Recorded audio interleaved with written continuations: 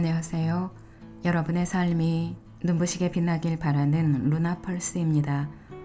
오늘 소개해 드릴 책은 뇌과학이 들려주는 놀라운 감사의 쓸모, 감사의 재발견입니다.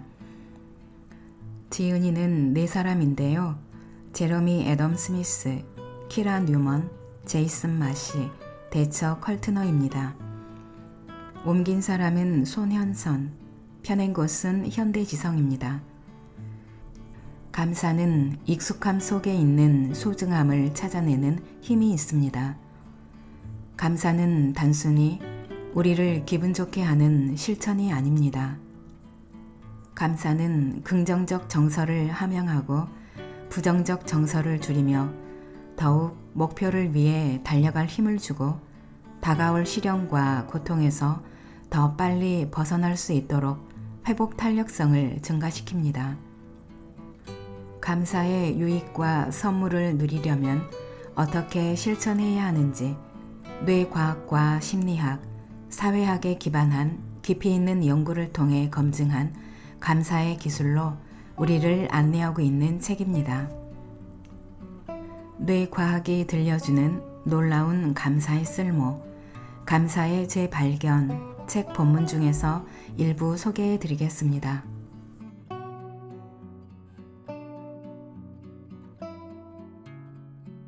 감사의 2가지 축.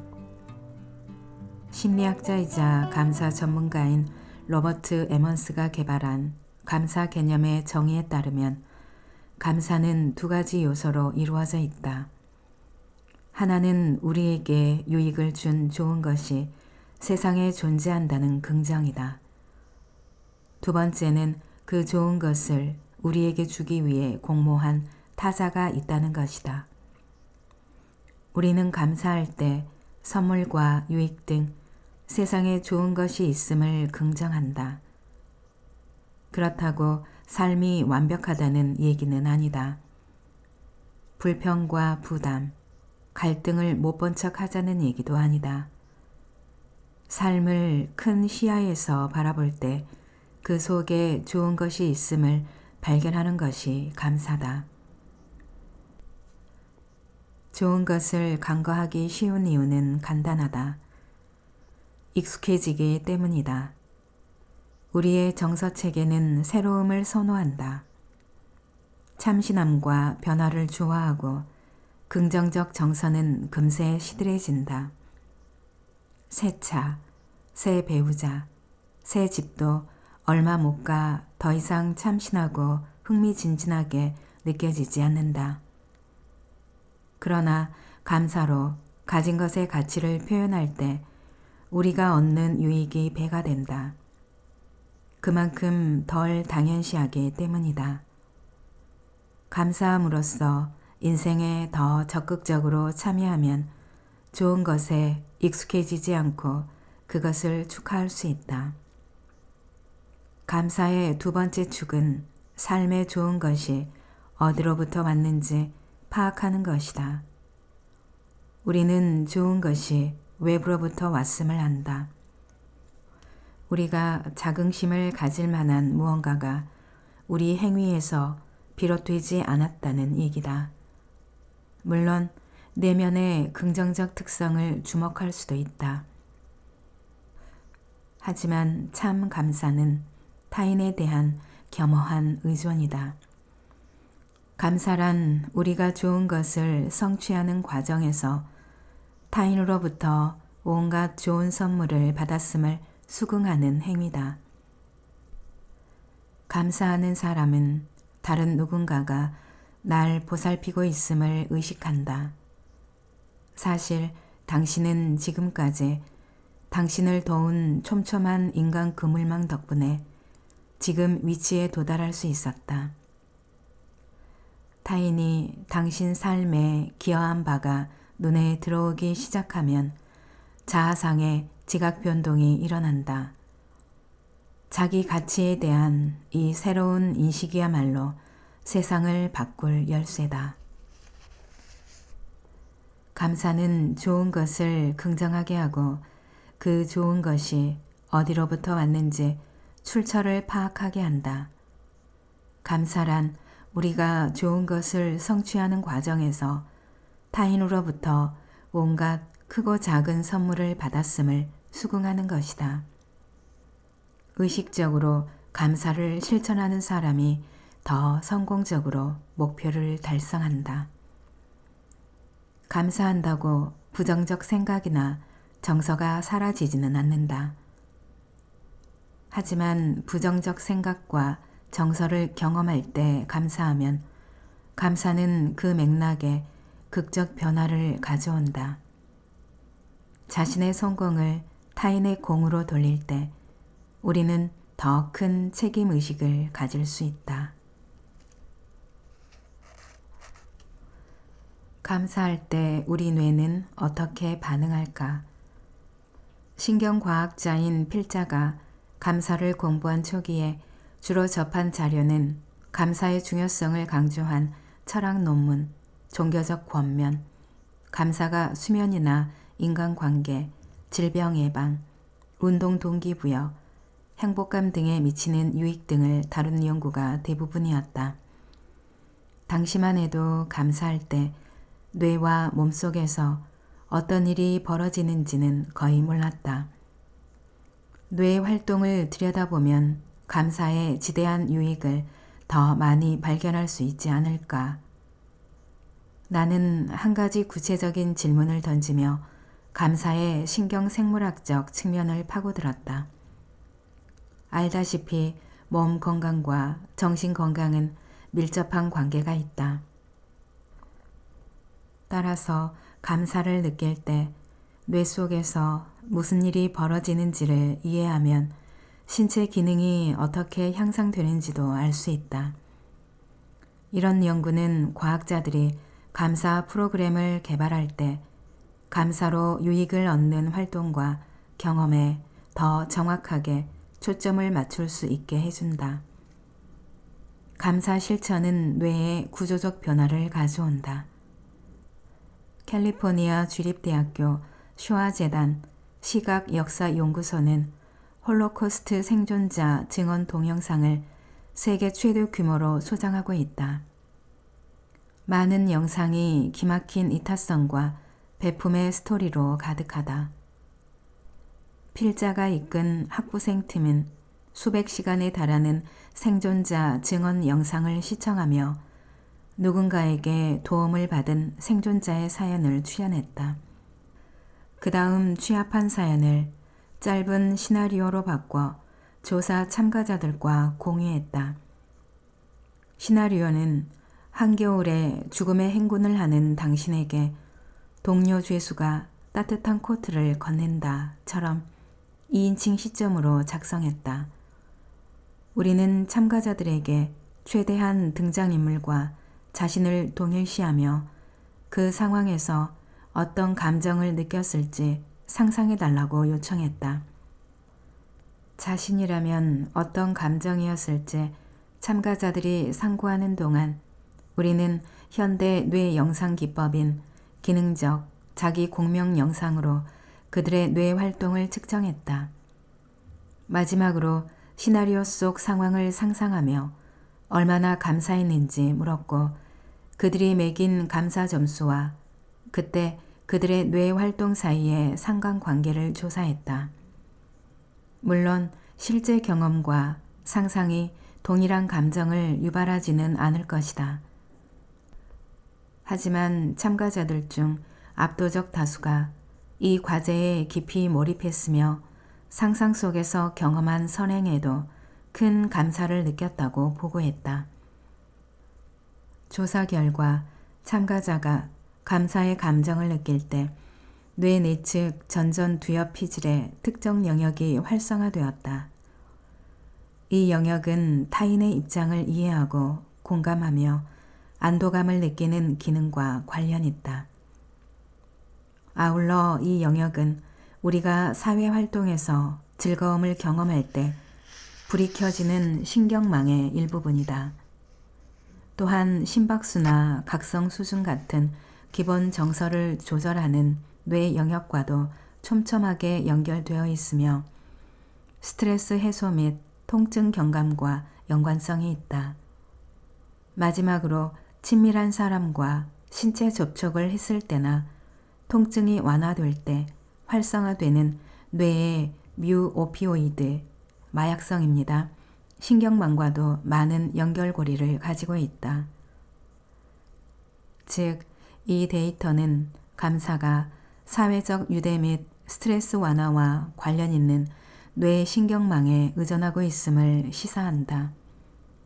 이는 감사 정서가 건강에 어떤 유익을 끼치는지 부분적으로 설명해 준다. 감사하면서 타인이 제공한 도움을 인정하면 몸 상태가 느긋해지고 스트레스 수치도 낮아진다. 인디애나 대학교의 심리학자 키니와 동료 연구진이 감사 실천이 우울한 개인의 뇌 기능을 어떻게 바꿀 수 있는지 조사한 후속 연구는 더 고무적이다. 그들은 감사가 앞서 말한 뇌 영역에 구조적인 변화를 일으킬 수 있다는 증거를 발견했다. 이 결과는 감사 훈련이 어떻게 뇌를 변화시키고 뇌 회로를 재구성하는지 알려준다. 물론 이런 발견은 훨씬 긴 과정의 첫걸음에 불과하다. 필자와 동료들은 감사 연구가 늘어나는데 용기를 얻었고 다른 연구단체들도 이 위력적 정서를 연구하는데 동참하기를 독려한다. 감사가 우리에게 유익한 이유. 기분이 좋아진다. 여러 학자들은 감사 실천이 행복감과 삶의 만족감을 증진하는 가장 신뢰할 만한 방법 중 하나임을 입증했다. 또한 감사는 낙관성, 기쁨, 쾌감, 열정 등 다른 긍정적 정서도 끌어올렸다. 행복감을 증진하는 여러 활동을 비교한 실험에서 연구자들은 감사 편지를 써서 수신인에게 전달하는 활동과 자신의 강점을 파악하거나 활용하는 등 자기에게 몰두하는 활동을 비교했다. 최종적으로 가장 큰 유익을 경험한 집단은 감사 집단이었다. 그들은 감사를 표한 후 더 행복해했고 덜 우울해했으며 이런 상태는 꼬박 한 달간 지속되었다. 우리는 좋은 것에 쉽게 익숙해진다. 그래서 아무리 사소할지라도 좋은 것을 인정하기 위한 수고를 기울여야 한다. 감사할 때 우리는 긍정적 경험을 음미하고 덜 당연하게 여긴다. 감사일기는 이를 독려하는 가장 손쉬운 방법 중 하나다. 감사 실천이 삶의 무게로 힘겨운 사람들에게 도움이 된다는 연구도 있다. 조엘 원과 조슈아 브라운은 심리 상담을 받고 싶어하는 300명의 성인 대학생을 조사했다. 연구자들은 그들을 임의의 세 집단에 배정해 심리 상담을 받게 했다. 첫 번째 집단은 3주간 매주 다른 사람에게 감사 편지를 쓰라는 과제를 받았다. 두 번째 집단은 부정적 경험에 대해 깊이 생각하고 그 감정을 글로 기록하라는 과제를 받았다. 세 번째 집단은 어떤 글쓰기 활동도 하지 않았다. 결과는 어땠을까? 감사 편지를 쓴 이들은 4주차와 12주차에 다른 집단보다 월등히 양호한 정신 건강 상태를 보고했다. 삶의 만족도가 높아졌으며 불안과 우울 증상이 줄어들었고 관계와 삶 전반에서 대처 능력이 향상되었다. 이는 감사 글쓰기가 단지 건강하고 사회 적응력이 좋은 개인뿐 아니라 심리적 어려움을 겪는 이들에게도 유익함을 시사한다. 심리 상담과 감사 실천을 병행하면 짧은 기간일지라도 상담만 받는 것보다 더 유익했다. 다른 연구 역시 감사가 심리 치료에 도움이 되며 우울감 감소 효과가 있다는 발상을 뒷받침한다. 왜 그럴까? 연구는 감사가 독이 되는 정서로부터 벗어나는 데 도움을 준다고 말한다. 웡과 브라운은 참가자들이 글을 쓸 때 사용한 긍정정서 단어와 부정정서 단어, 우리라는 단어의 비중을 비교했다. 당연하겠지만 감사 집단은 다른 집단보다 긍정정서 단어와 우리 단어를 많이 썼고 부정정서 단어는 적게 썼다. 그런데 긍정적 단어와 우리라는 단어를 많이 쓴다고 해서 꼭 정신 건강이 좋아지는 것은 아니었다. 그보다는 부정정서 단어를 적게 사용한 사람들이 정신 건강상의 유익을 더 크게 느꼈다. 감사 편지를 썼을 때 정신 건강이 개선되는 이유는 원망이나 질투 같은 독이 되는 정서에 덜 집중하기 때문일지도 모른다. 다른 사람에게 얼마나 감사한지, 다른 사람이 얼마나 나의 인생에 축복이 되는지를 쓰다 보면 부정적 경험을 곱씹기가 그만큼 어렵다. 사이가 좋아진다. 1단계. 감사함을 많이 느끼는 커플일수록 관계를 유지하고 싶어 한다. 감사할 때 상대방의 가치를 재발견한다. 연구자들은 몇몇 조사를 통해 상대를 인정하는 마음이 커질 때 관계에 더 많이 헌신한다는 사실을 발견했다. 이런 효과는 장기적이다. 조사 초반에 감사 수준이 높았던 사람들은 9개월 후에도 높은 관계 헌신도를 보였다. 감사하는 파트너일수록 관계 유지 동기가 강하다. 2단계.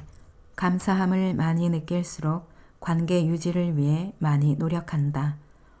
한 조사에서 고든과 동료들은 파트너에게 감사한 날일수록 파트너의 필요에 더 적극적으로 반응한다고 보고했다. 또 다른 조사에서 연구자들은 여러 커플을 실험실에 초청하여 관계 내 문제를 놓고 대화를 나누게 했다. 이때 자주 감사하는 참가자일수록 파트너를 배려하고 이야기를 경청했다. 이런 자세는 친밀함을 북돋운다. 다른 조사에서는 감사를 많이 느끼는 사이일수록 더 많은 시간을 함께 보내길 원하는 것으로 드러났다. 이로써 감사가 친밀성을 획득하고 유지하는 데 도움이 됨을 알 수 있다. 3단계. 관계 유지를 위해 노력하는 파트너는 상대가 인정받는다는 느낌이 들게 한다. 이야말로 좋은 일이 일어나는 단계다. 당신의 파트너가 소중한 존재임을 인정하고 그에 부합하는 행동을 할수록 파트너는 인정받는다고 느낀다. 커플을 대상으로 한 실험에서 고든과 동료들은 이야기를 경청하는 참가자들의 파트너가 배우자의 인정을 더 많이 느낀다고 보고했다. 4단계. 파트너의 인정을 받는다고 느낄 때 더 감사를 느낀다. 더 나아가 파트너의 인정을 많이 받았다고 느낀 날에는 파트너에 대한 감사가 커졌다. 건강해진다. 한 조사에서는 감사 수준이 높은 사람일수록 두통, 소화기 계통 질환, 기관지염, 수면장애 등의 문제가 적었다. 또 다른 조사에서도 감사 수준이 높은 사람이 두통, 어지러움, 복통, 콧물 등 신체 불편 증상을 덜 나타냈다. 연령과 국적을 불문하고 감사하는 성향의 사람은 덜 감사하는 사람보다 건강상 불만 요소가 적었다. 이처럼 몸과 마음의 건강은 밀접하게 얽혀 있고 감사가 신체에도 영향을 미친다는 증거가 날로 쌓여간다. 설령 당신이 타고난 감사 체질이 아니더라도 실천을 통해 고통을 완화할 수 있다.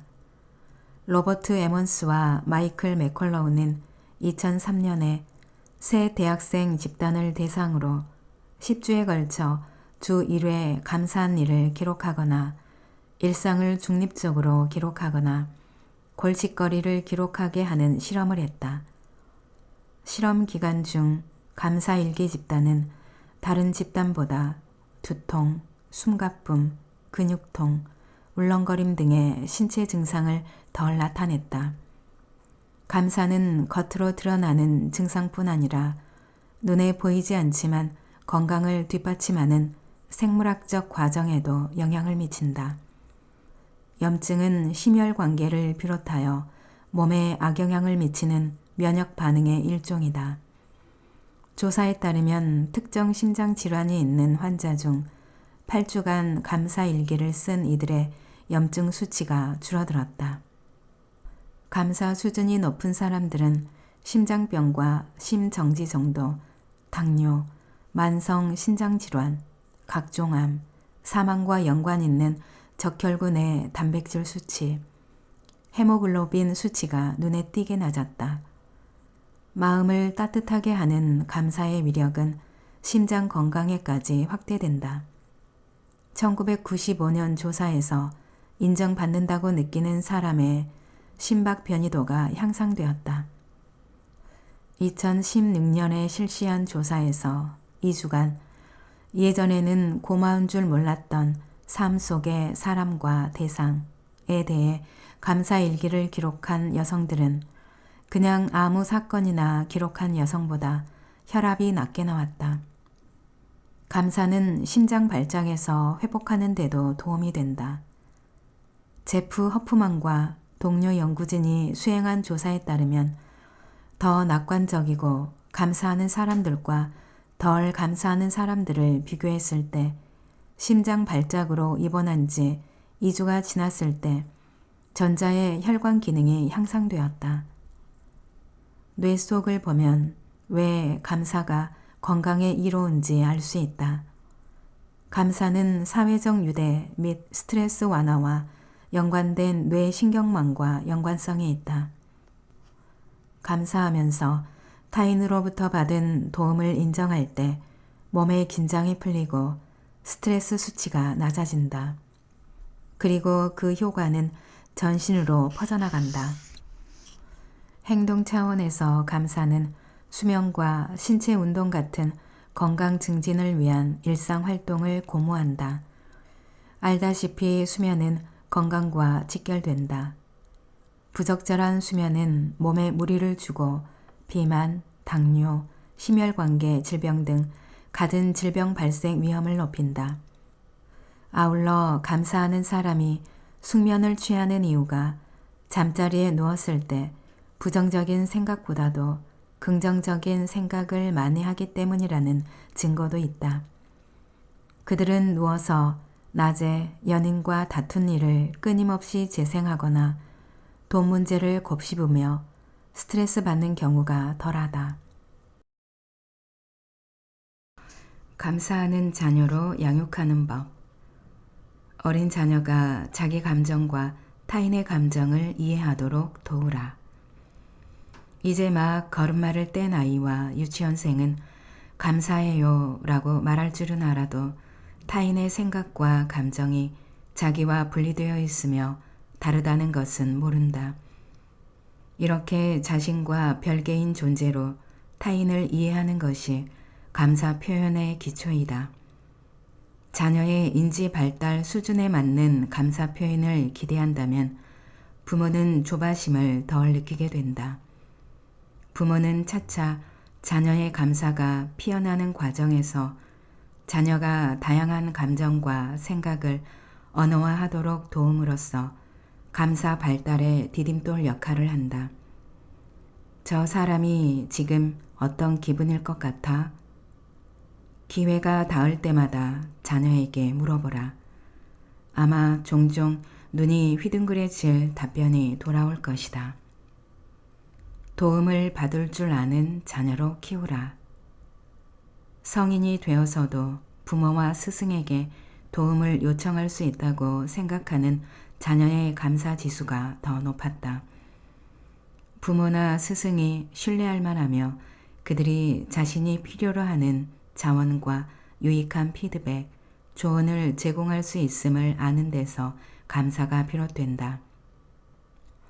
주위에 가까운 어른과 맺는 긍정적 감사는 감사의 촉매자가 되며 자녀의 감사 수준이 높아지는데 결정적 역할을 한다. 고로 장성한 자녀에게는 기회가 있을 때마다 그들을 지원하고 위로와 힘을 준 어른들이 있었음을 일깨우라. 그리고 도움을 받을 때 어떤 느낌이었는지 물어보고 대화하는 시간을 가지라. 자녀가 감사 활동에 참여하도록 독려하라. 다시 말하지만 감사 훈련과 자원봉사 같은 사회활동 참여가 감사 발달에 도움이 된다. 감사 활동을 통해 어린 자녀들은 자기 형편에 대해 진지하게 성찰해보고 자신이 누리는 축복과 선물에 눈뜬다. 감사 활동에 참여하여 또래와 어른들이 어떻게 감사를 표현하고 감사에 반응하는지 목격하는 과정을 거치게 된다. 또 아이 스스로 감사를 실천할 때 타인이 기뻐하는 모습을 보고 즐거움과 성취감을 느끼기도 한다. 할버슈타트의 조사에 참여한 부모들은 그들이 제공하는 의식주를 비롯한 여러 혜택에 자녀들이 감사하길 바란다고 했다. 하지만 이에 대한 부모의 감정은 생각보다 복잡했다. 어떤 부모는 세상의 기본적 필요를 공급받지 못하는 아이들도 많다는 것을 인식하면 부작용이 따를 수 있다고 우려했다. 어떤 부모는 이런 인식이 사람 사는 모습의 다양성을 깨우치는데 유익하다고 보았다. 감사 교육이 지향하는 목표와 부모가 가진 가치관, 자녀가 보이는 발달 상황을 고려하여 균형점을 찾아야 할 것이다. 일상에 감사하라. 안드레아 후손과 동료들의 연구는 부모가 일상생활에서 감사의 중요성을 알고 경험하고 표현하도록 가르치는데 큰 역할을 할 수 있다고 말한다. 예를 들어 자녀와 할머니 집에 방문했을 때 맛있는 요리를 해준 할머니에게 아이가 감사 표현을 한다. 부모는 이 순간을 놓치지 말고 감사를 표현하는 자녀를 본 당신이 어떤 느낌인지 일러줄 수 있다. 함께 등산을 가서 자연 경험을 공유하는 순간에도 왜 지금 당신이 감사하다고 느끼는지 자녀에게 말해줄 수 있다. 이런 생활 속 실천은 감사하는 태도를 손수 보여주고 가르치고 각인함으로써 자녀의 감사 역량을 함양한다. 저녁 식사나 취침 전 가족이 돌아가며 그날 하루에 있었던 좋은 일을 3가지씩 나눠보면 어떨까? 다 자란 자녀나 10대 자녀가 있다면 매일 함께 감사 명상을 실천할 수도 있다. 자녀가 삶에서 누리는 여러 선물에 대해 다시 생각하며 자신의 몸, 소유, 사랑하는 가족, 친구, 첨단 기술, 편의시설, 도서관, 학교, 사회제도 등 온갖 것이 선물로 주어졌음을 깨닫는 계기가 될 수 있다. 감사는 조금씩 꾸준히 발달한다. 나이가 들수록 감사에 대한 이해가 무르익는다. 또 나이에 따라 경험하는 감사가 다를 수 있다.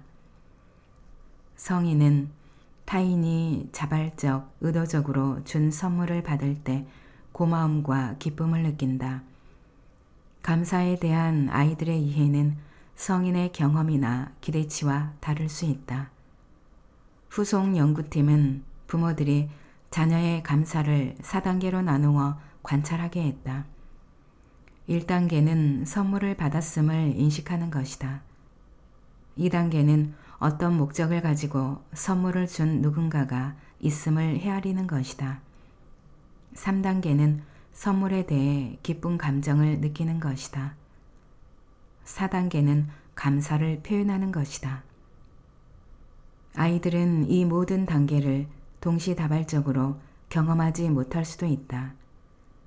6살 아이는 생일날 바닷가에 갔던 특별한 경험에 대해 행복을 느끼고 아빠에게 감사를 표현할 수 있다. 하지만 딸이 얼마나 모래성과 파도를 좋아하는지 알고 휴가를 낸 아빠의 결정과 자기 행복 사이 관계를 온전히 인식하지 못할 수 있다. 부모가 이렇게 감사를 세분화해서 이해하면 아이가 감사를 경험하는 방식에 대해서도 기대치를 조정할 수 있다. 그러면 아이가 감사하다고 말하는 것을 깜빡하거나 타인의 희생을 알아채지 못해도 실망하지 않는다. 이 맥락에서는 아이의 부족함보다는 강점에 주목하는 편이 낫다. 선물을 당연하게 여기지 않고 뛸 듯이 기뻐했다는 사실을 주목하는 것이다. 거기서부터 부모는 자녀가 감사의 4단계와 단계 간 상호 연관성을 배우도록 도울 수 있다. 자녀가 감사 발달 단계 중 어느 수준에 있든지 부모가 한결같이 자녀를 응원하는 모습을 보이면 효과적인 감사 코치가 될 수 있다. 자녀에게 감사의 가치를 소통하라. 할버슈타트의 조사에서 어떤 부모들은 자녀에게 선물을 줄 때 무언의 기대를 갖고 있어 자녀가 전혀 감사를 표하지 않을 때 섭섭함을 느꼈다고 말했다. 이런 섭섭함을 덜 한 가지 방법은 당신이 감사를 얼마나 중요하게 생각하는지 평소에 자주 이야기하는 것이다.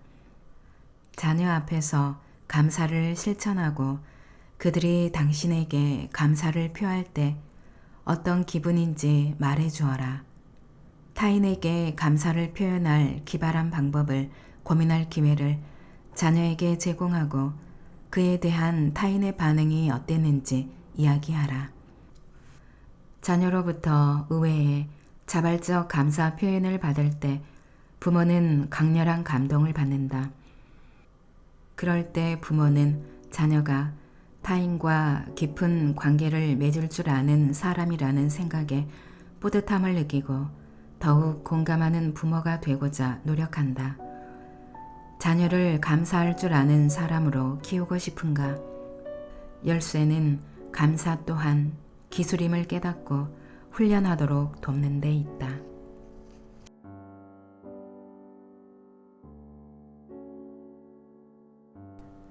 낭독은 여기까지입니다. 여러분의 구독과 좋아요, 댓글은 저에게 큰 힘이 되는 거 아시죠? 오늘도 끝까지 들어주셔서 감사합니다.